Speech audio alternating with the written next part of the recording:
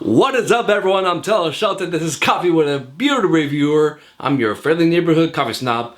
Today, folks, is a brand new episode where you actually get to see me standing in my studio because I actually did a little bit of a revamp in my office here.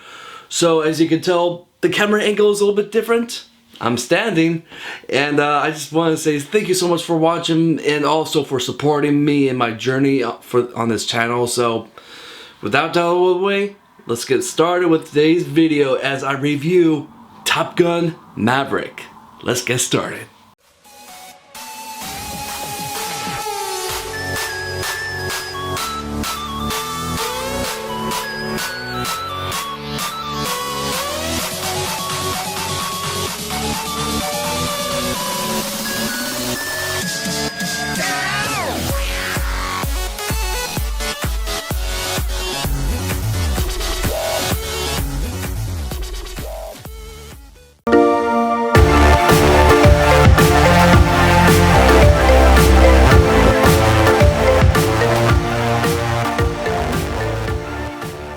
So this is the latest movie that stars Tom Cruise as the character that we all know and love him from, Maverick. And I do have to tell you this is that this is actually something of a movie that is probably about almost 4 years old at this point. It's just because that most of the stuff was actually filmed before the pandemic coup. So like, it was supposed to come out during the year when the whole coup thing actually occurred. So this movie got delayed, kept on being delayed so many times that we were all like, is this movie going to come out? Because this movie was one of the very many victims of the whole coup that goes along with like Morbius and other movies, including Avatar. So like, just the fact that we actually now have this movie, we can now officially say that this is a movie that survived the pandemic and it delivered on what we wanted originally with a Top Gun sequel. But in the case of this movie, they did such an incredible job just kind of like just sticking with like a very simple story where it's just about Maverick. This is just 30 years way far into his career as a pilot, and he's not retired. He's still a working man who just wants to be a pilot. That's all he ever wanted to be. But I just really enjoyed just the fact that we're concluding the story of Maverick after what happened in the original one that came out back in the 80s. So just the fact that the last time that we ever got to see Maverick was back in the late 80s. And so this is a movie that is taking the spend of like a whole new generation. But I just really enjoyed what they did with Miles Teller because he actually plays the role as the son of Goose. So you just really see just kind of like this estranged father and son dynamic between these two characters. But I don't want to get into spoilers for this movie because if you have not yet seen this movie, I highly recommend that you see this movie because I'm going to give you my ranking later on in this video, but you're going to understand why. Miles Teller, he just really sold the character of the son of Goose. Tom Cruise as Maverick, he did another great job in this movie because in general, I just really feel like that Tom Cruise is just one of those kind of like actors that is kind of like somewhat kind of a weird person in general. But like, that aside, I would have to say is that this is probably the best acting abilities I've ever seen him do in recent memory. So yeah, without a doubt, this is his best performance, in my opinion. But if you feel differently, to each his own. But either way, is that with Miles Teller and Tom Cruise, the chemistry between those guys, it felt like I was watching just like Maverick and Goose back together again. That's what it really felt like. And so I just really loved the whole father and son dynamic, but it was not so much father and son dynamic because there was animosity between these two characters, but you actually you get to understand later on in the movie, and like I said before, that involves spoilers, so I don't want to give that out.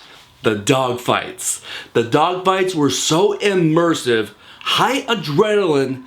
It just really felt like that in several scenes, that it really felt like that you were really in the jet.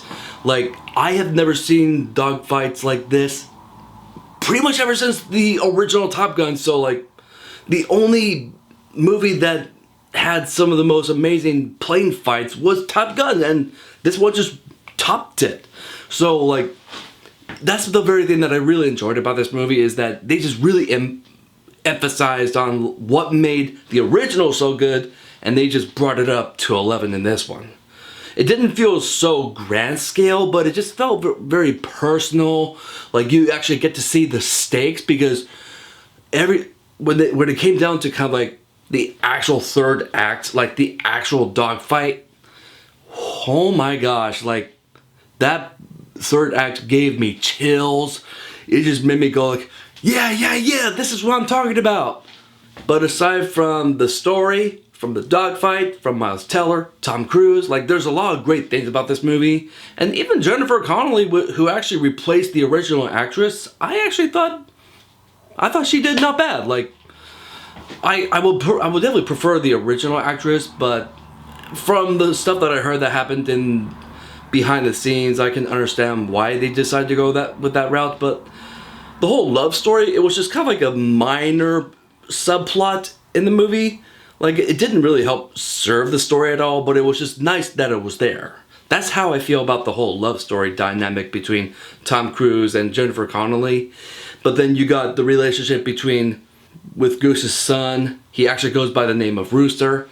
And Maverick, like, just the bromance that they had with each other, it really brought up the chemistry between those two. So it really felt like it was all about brotherhood. It was also all about teamwork, and that was the very thing that drove the story. It was just all about how can you reconnect yourself with something that you love, especially that Goose died in the original, and so it's all like, you actually kind of feel how Rooster feels towards Maverick, because he feels that the death of his father was all because of Maverick. But Maverick is going like, yeah, you're right. It was all because of me that your father died. But if you have not yet seen the original one, then you have no idea what I'm talking about. But if you have, you know what I'm talking about. This is a movie that is all about Maverick going back to where he came from and teaching a new generation how to be really great pilots. And he's training them to not just be good pilots, but to be a team, and also to be good soldiers. And more importantly, he's just seeing a reflection of himself through Miles Teller's character. And he's going like, wow, I am an old-timer. It is time for me to pass the torch. And then that's just kind of like the whole concept about this movie, is that you get to see like these different generations. You see different timelines colliding in this movie. And it was just a lot of fun just to see Tom Cruise just back at it, being in Top Gun. And I don't want to spoil the third act for you guys, because you just really need to see this movie, because the action is just so visceral, so vibrant. It's just one of the most beautiful third act fights I've ever seen since Avengers Endgame. It was that fantastic. High stakes, incredible action, incredible acting, incredible cinematography, a beautiful score, and this is just an overall 10 out of 10 film. I really could not find any flaws in this movie. I mean, yeah, there could be some nitpicks here and there, but these are just nitpicks.